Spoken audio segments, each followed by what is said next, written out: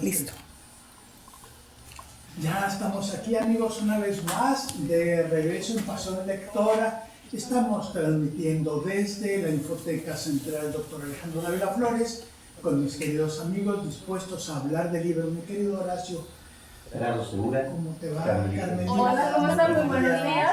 Pues aquí listos para hablar de lo que nos gusta, de libros. Querido Horacio Cárdenas. Bueno, vamos a hablar de lectura y vamos a hablar de otras cosas que también nos gustan, a lo mejor, por cierto, remanente infantiloide, seguramente, y también por algo que nos corre en la sangre a muchos mexicanos, no voy a decir que todos, pero a muchos mexicanos les gusta la lucha libre.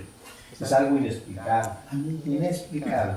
Yo me soplaba y todavía de vez en cuando veo las películas de Natán Ramírez, del Santo, del Blue Demon, etc.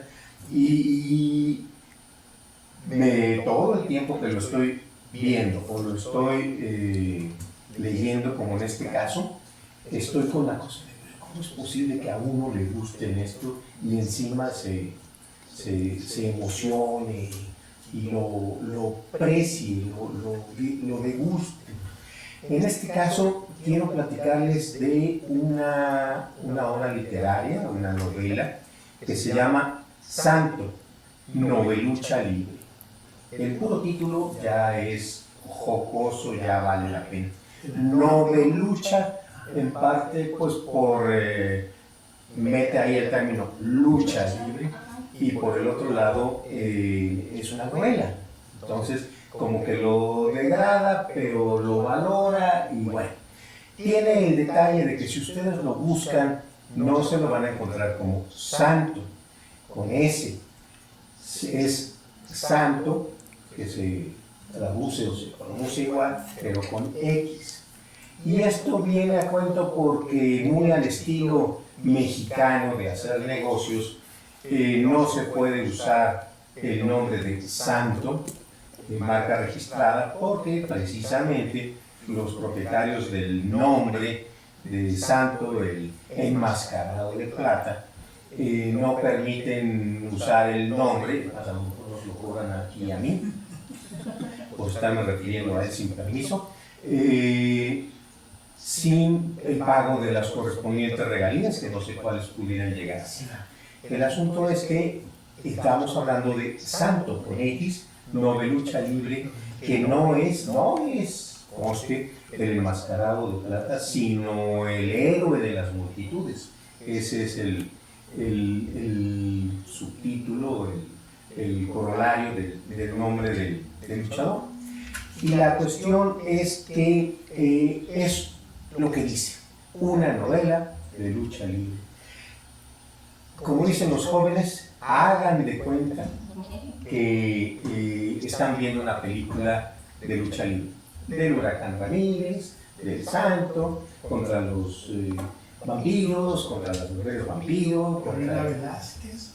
Ahorita voy a hablar de cine de luchadores. Cualquiera de las películas de lucha libre que vimos, más bien que se filmaron por allá en los 60, principios de los 70.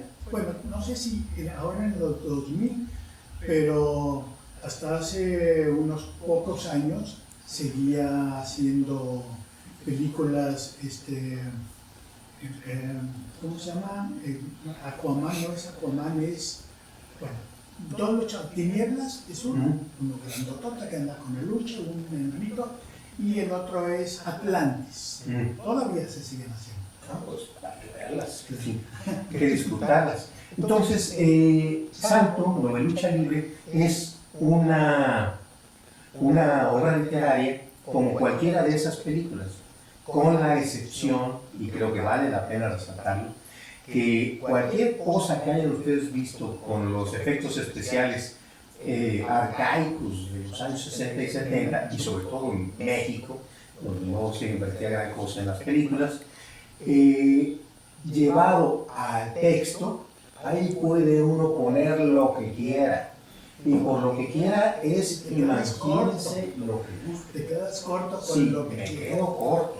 Porque lo que antes era, bueno, las películas, una máscara de lobo, el vampiro, sangre de salsa katsu, cosas así.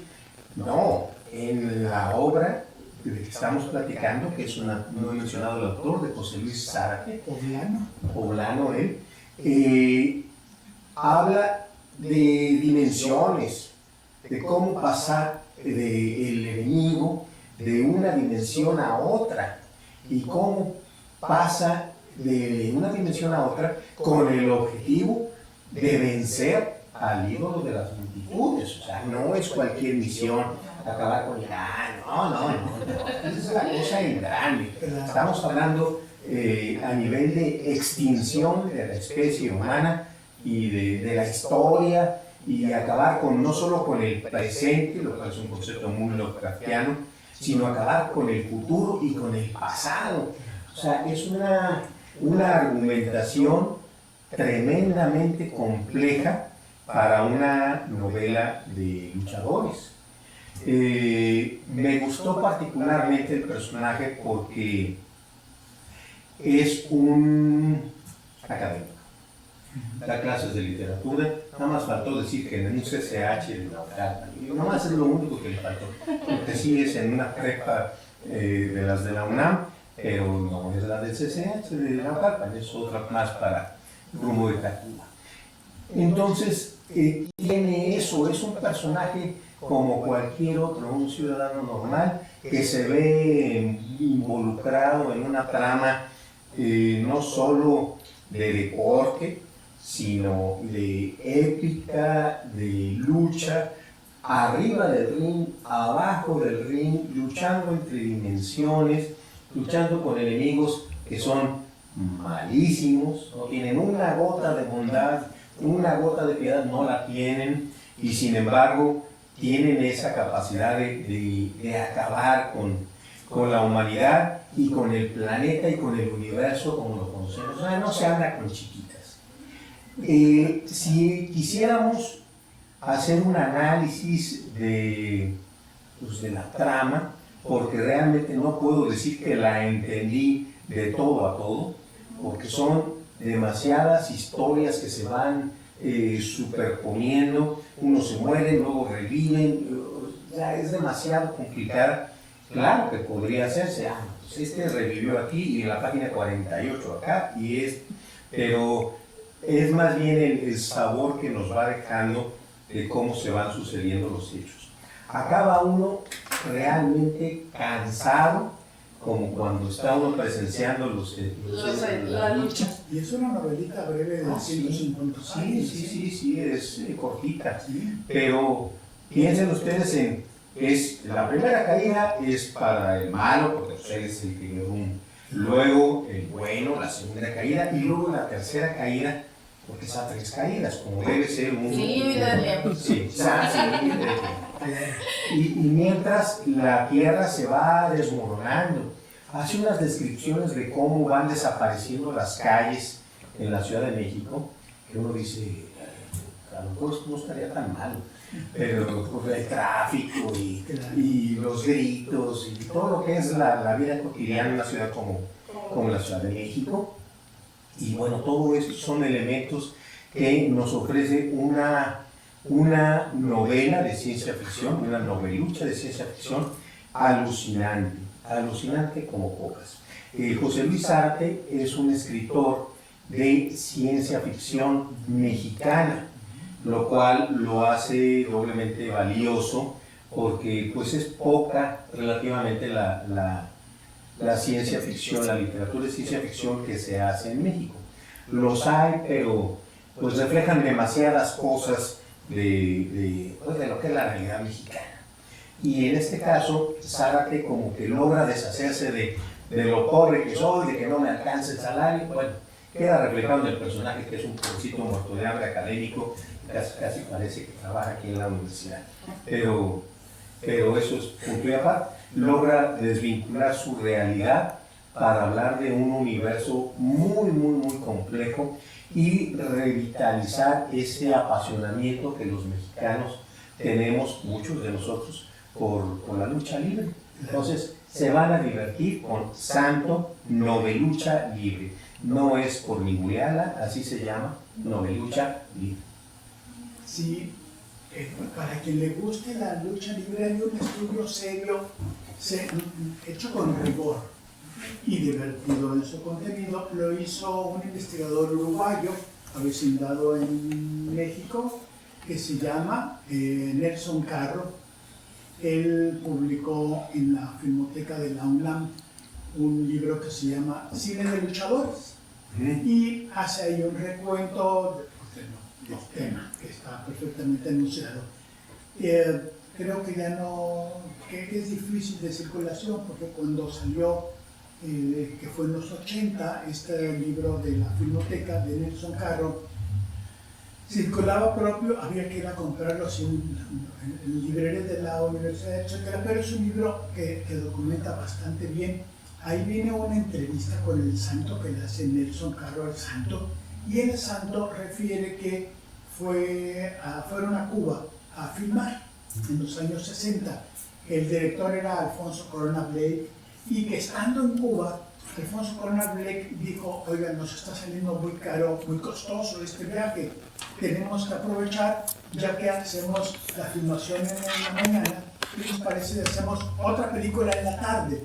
Y entonces se sacó de la manga la otra película, y el santo, lo bueno es que no se quitaba la máscara, pues en la misma máscara, hacía no sé qué en la mañana y no sé contra qué cosas en la tarde. Era el santo contra Alfonso Corona Blake, seguramente, ¿no? Cosas así muy divertidas aparecen en este libro de Nelson Carro. Y quiero escuchar un poquito lo de la ciencia ficción mexicana, a la que te referías, mi querido Horacio. José Luis Zárate es un escritor de ciencia ficción. Él pertenece al triunvirato, como le decimos, a la trinidad de escritores poblanos, junto con Gerardo Porcayo y con Juan Hernández Luna. Juanito Hernández Luna no es escritor policíaco, sino es de ciencia ficción, sino policíaco, y tiene una novela que es verdaderamente terrorífica, que se llama Cadáver de Ciudad. Está publicada por, creo que Planeta, Joaquín Ortiz, ya de Planeta. Es una novela policíaca, pero al mismo tiempo es de terror. Es verdaderamente una novela de terror por todo lo que está ocurriendo. Es autor también de otras. Quizá otro labio, Trabajo para el Puma, Naufragio, etcétera, etcétera. Gerardo Porcayo y José Luis Zárate son, con Juan Hernández Luna, los tres que salieron de Puebla y que redibujaron, digamos, la literatura joven, cuando la literatura en los años 80 era José Agustín y amigos en la compañía, ¿no? Era como Enrique Goldman y Angélica María, pero en música, o sea. Y hay otro señor que fue amigo de Juanito Hernández Luna. Juanito ya murió. El otro señor se llama Mauricio José Schwartz, que es escritor de ciencia ficción mexicana. Es el autor de una revista de ciencia ficción muy artesanal que se llamaba Una Cosa, y luego se le ocurrió hacerlo digital, pero en los años 80, cuando había los floppies, y entonces de esos floppies flexibles, y ahí copiaba la revista, y esta revista se llamaba La Otra Cosa. Siempre se llamaba Una Cosa, esto se llamaba La Otra Cosa, y eran, creo que yo por ahí tengo, es un floppy, ya no tengo dónde leerlo, por supuesto, pero era como la alternativa de ciencia ficción, pues ahí les va su floppy, ¿no? Para los amigos jóvenes que nos ven no sabrán que es un floppy. Antes del disco duro había una... Aquí no hay Sí, exactamente, sí, exactamente, la Infoteca. Pero había un disquete, y antes del disquete era, como eran de 3, de 7 o de 10, ¿no? Sí, era... De 5:15. Se metían en la computadora y funcionaban a modo de... Pues no sé si los jóvenes... Como una USB de ahora, pero en otro formato físico. Creo que tienen las USB, los jóvenes las No, conocen, ya no. porque ahora todos son de... Bueno, imaginémonos un objeto más o menos tamaño que se metía en la computadora. Y eso era como circulaba La Otra Cosa de Mauricio José Schwartz. Me callo. Bueno, yo nada más para terminar, una frase que caracteriza mucho lo que es la lucha libre y su relación con lo que es México. Cuenta que alguna vez estuvo en México un periodista salvadoreño. Ustedes ubican El Salvador, un país pequeño en América Central. Y él se llevó como conclusión que lo único serio que hay en México es la lucha libre. Y de ahí saquen ustedes la conclusión que guste. Una amiga francesa muy querida, muy querida amiga francesa, iba a la Ciudad de México y entonces me dijo, dame referencias de la lucha libre porque me han contado muchas cosas. Y pues en la Arena México, en la Coliseo, tal. Y estando ahí, grabó y me manda un videito y dice, esto es, o sea, no es magia, es lo que sigue. Lo dijo André Breton, México no es surrealistas. México es surrealista, se comen hasta las flores. Cuando vio que nos comíamos las flores de calabaza. Bendito sea Dios que nos comemos las flores y otras cosas. Carmelita, ya. Ay, no, pues muy interesante. Fíjate que en la historia de mi familia cuentan las leyendas que a mi abuelita materna le encantaba la lucha libre. Era una de las cosas que más le gustaba, escuchar la radio y ver la lucha libre, que la llevaran sus hijos a la lucha libre. No me pregunten a dónde, ni cómo, ni no sé más, pero digo, es un tema interesante y muy del México de antes y creo que desde hoy, o sea, como que sigue siendo una tradición muy, todavía muy fuerte. Vaya. Sí. Ahí además había dos tipos de lucha libre, la nacional y la para Ligas mayores. Sí. Nelson Caro también habla de cuando Lorena Velázquez hizo Santo contra las mujeres vampiro, la versión nacional era Lorena Velázquez en toda su belleza. Sí, claro. Que fue mi amor de infancia. La de exportación era Lorena Velázquez con un paño muy menor y todo lo demás al natural. Sí. Nunca la he visto, pero por favor. Si llega por ahí se la pasamos al maestro Gerardo, claro. Pues bueno, yo hoy les voy a hablar de un libro de tanatología, pero es una novela. Se llama Convénceme de vivir.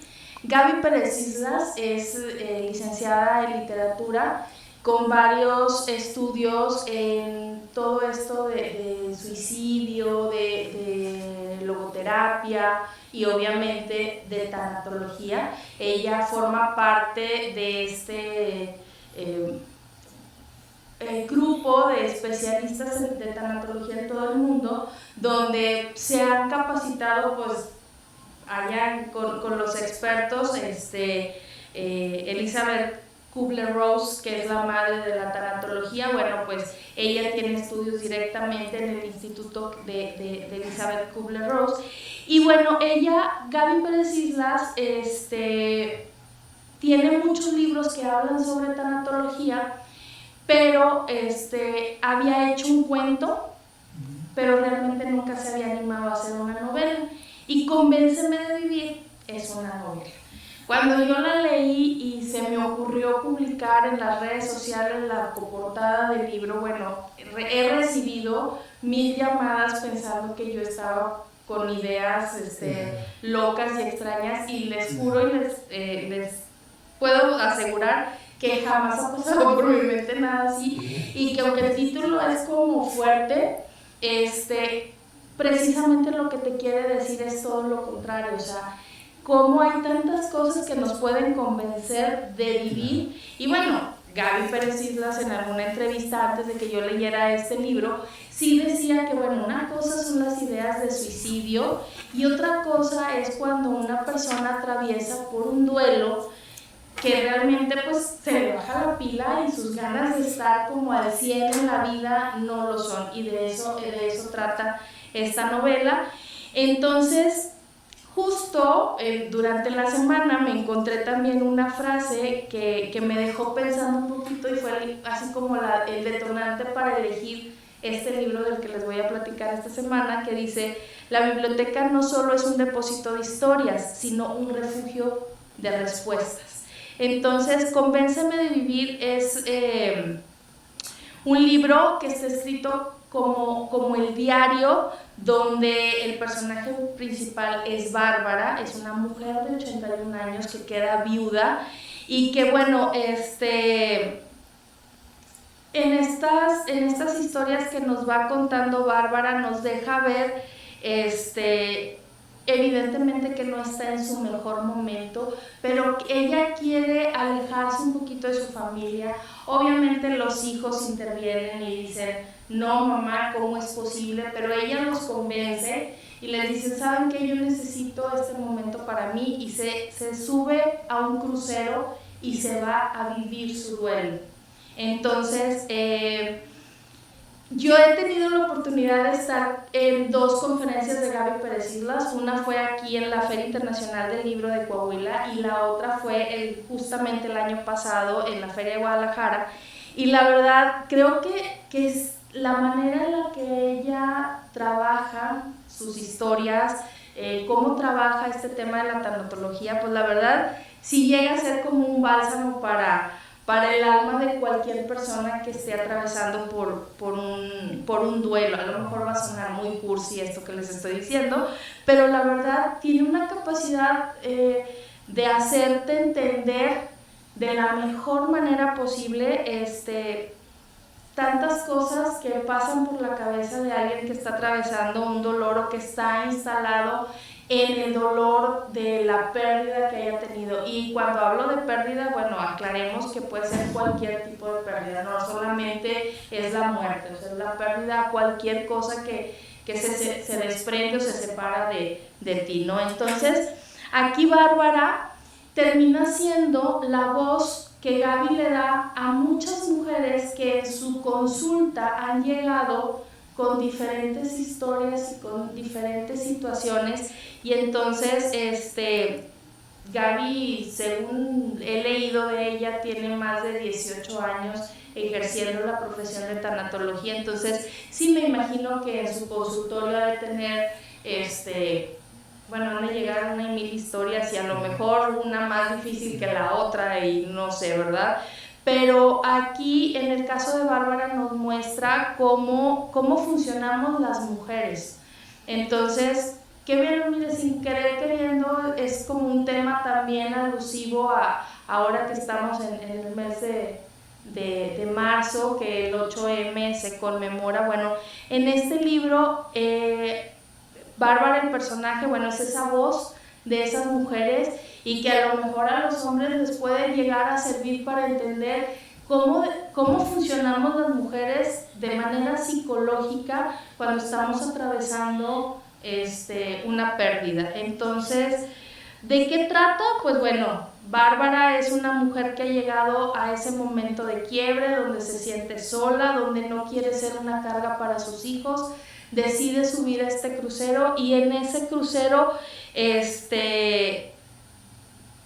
ella sí planeaba una despedida, pero al final se da cuenta que vivir es lo que tiene que hacer, y ahí termina ayudando a una mujer que se encontraba también en una situación. No voy a contar más de esa situación como para no spoilear el libro, porque si no, pues sería como la historia final, ¿no? Entonces, Bárbara hace algo bien bonito por otra mujer en esta historia, y entonces, pues es un libro que yo sí se los recomiendo bastante. Es un libro en el que es como de este tipo de narrativas espejo, donde muchos nos podemos ver reflejados en esas historias, donde vamos a encontrar herramientas prácticas también.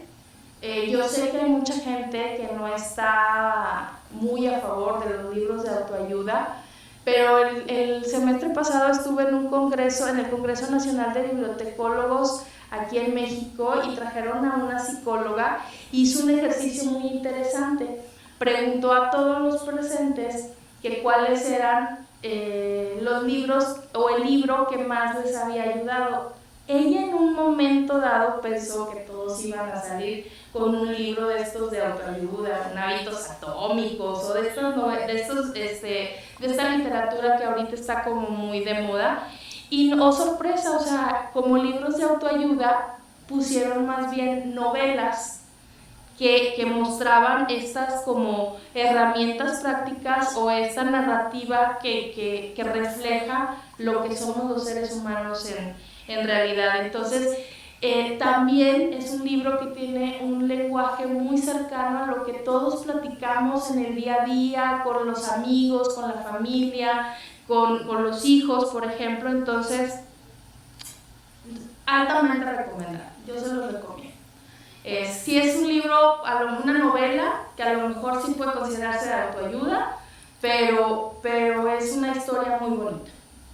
Sinceramente, esa es mi recomendación de esta semana. Muy bien, voy a poner dos títulos más. Uno se llama, es que es un tema sumamente delicado, sumamente delicado, es el extremo de las decisiones. Es una decisión, a lo mejor casarse, uno se arrepiente y se descasa, pero incluso, bueno, no voy a dar ejemplos, pero es una decisión que no tiene reversa. Hay un libro que se llama Colorín Colorado, este cuento aún no se ha acabado, de Odín Dupeirón, en el que justamente aborda el tema de quitarse la vida y cómo enfrenta uno las pérdidas, etcétera, etcétera.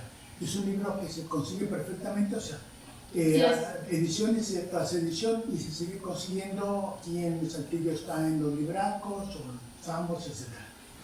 Odín Dupeirón hizo además una obra de teatro que se llama 2222, que estará en Saltillo en el mes de abril, creo que en el Teatro de la Ciudad, y es justamente una persona que se llama Verónica, que decide terminar con su vida, y en la ficción teatral llega a un estadio en el que hay una persona que está como checando, como cuando uno recibe en el coche en la agencia, a ver, trae llantas, trae espejo, y entonces se despierta y está este ser. Les cuento los 3 primeros minutos, no estoy spoileando.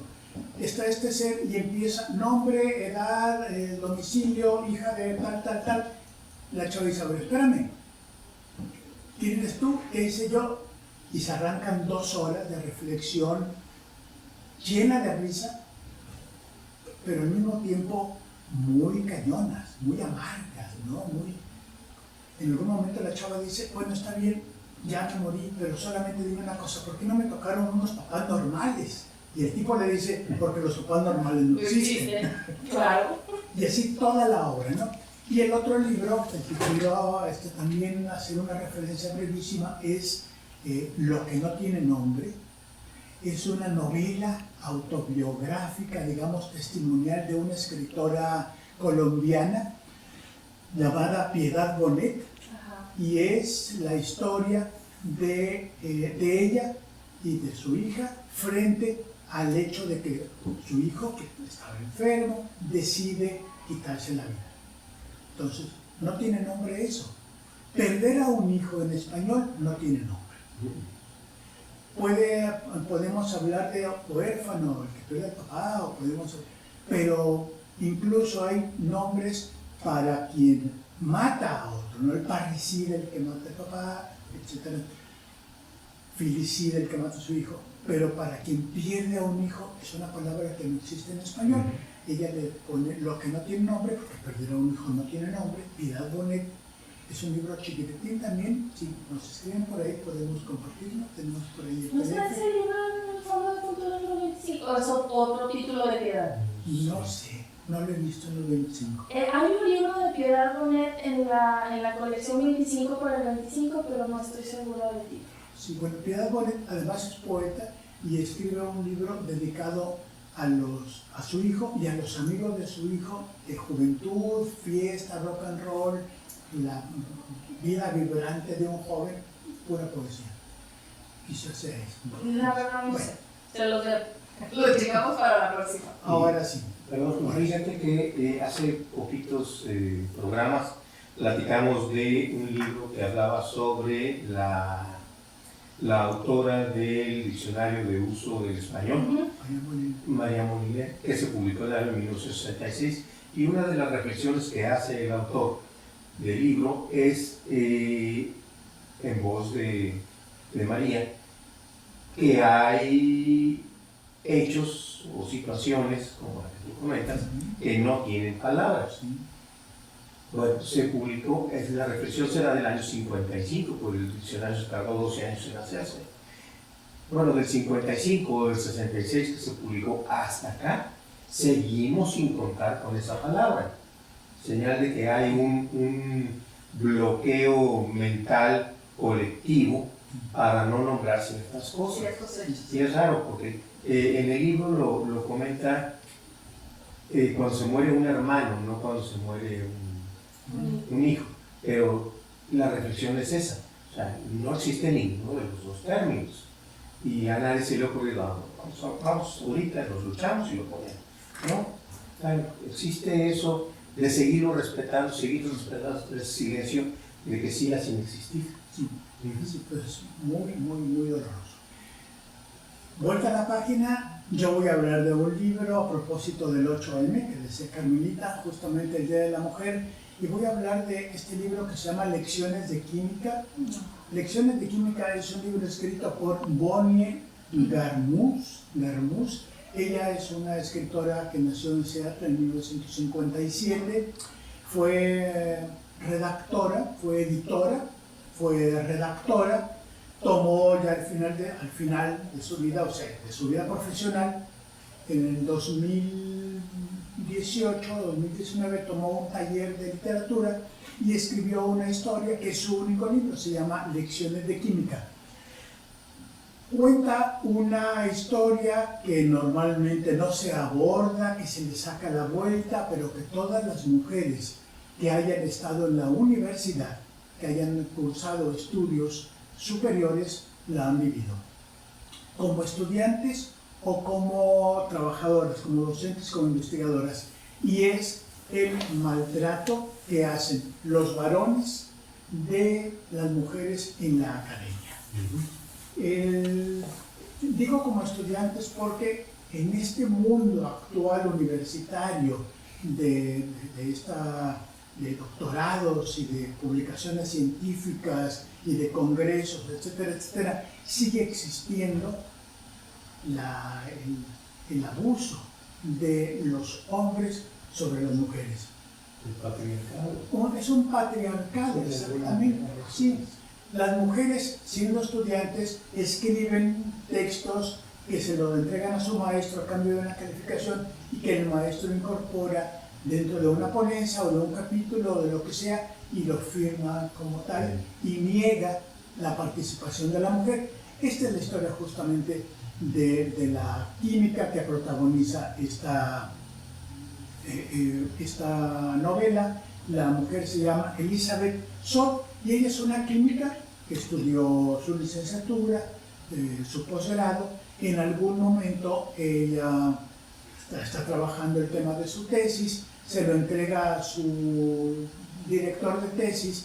El director hace de esto que estamos hablando, justamente le toma el contenido de la tesis. Cuando ella se queja, su reacción es, no es adversa, es animal, es de esterilidad. O sea, deja de ser el doctor fulano de tal, titular del departamento de investigación de cuantas cosas, y se convierte en un verdadero patán, en un animal y tal. Elizabeth, cuando ve que no tiene ningún futuro en la academia, que está muy triste y muy desconcertada porque trabaja en un laboratorio y la tratan, lo habíamos dicho en otra ocasión cuando hablamos de Estupor y Temblores, esta novela de Amelie Nothomb, ¿no? Cómo no importan las medallas ni los merecimientos académicos. Si eres mujer y vas abajo, y vas atrás, y vas en la última de la fila. Bueno, ocurre lo mismo. En algún momento el personaje decide aceptar un programa de química y ella es la que sugiere como en la Chapina Peralta, digamos, en la Chapina Peralta, la persona que da las recetas de cocina, solo que le dan los términos de química. En vez de sal dice cloruro de sodio, todo es químicas, con un éxito bastante respetable, y es la vida privada de ella. La anécdota, porque esto es una química que pasa por tales hechos y termina la historia de tal manera, es eso, una anécdota, es un pretexto para poner sobre la mesa el abuso que los varones, por muy doctores y por muy reflectores que tengan, siguen haciendo sobre las mujeres. Las mujeres que ya estoy seguro que ya están preparando el aerosol para ahora el domingo, el día 8. Es su manera de responder, cada quien tiene una manera de responder. La manera de plantear el problema de esta autora es justamente esto. No es un asunto de clase social, no es un asunto de economía, o no es un asunto de escolaridad. Es un asunto muy serio el de los hombres que siguen sojuzgando a las mujeres. Aquí en nuestra universidad ocurre, yo lo he visto, creo que todos hemos visto de una u otra manera esto, y señalo esta novela porque creo que hay que poner el dedo sobre el asunto. No es que se abuse de la muchacha que nos ayuda en la casa, o de la obrera que trabaja en turnos distintos, o de la operaria que sale a las 11 de la noche y se va por un callejón oscuro. No, es un asunto de todas las edades, en todos los niveles sociales, y que también se da en la academia. Y esto es muy, muy triste. Y vamos a poner el libro que se llama Lecciones de Química, único libro. Tengo que hacer una observación. La novela fue tan exitosa, tan súper exitosa, que Apple TV compró los derechos y lo hizo serie. Entonces, cuando vi que estaba la serie, dije, ay, voy a echarle un ojito. ¿Y qué pasa? Pasa una cosa horrible.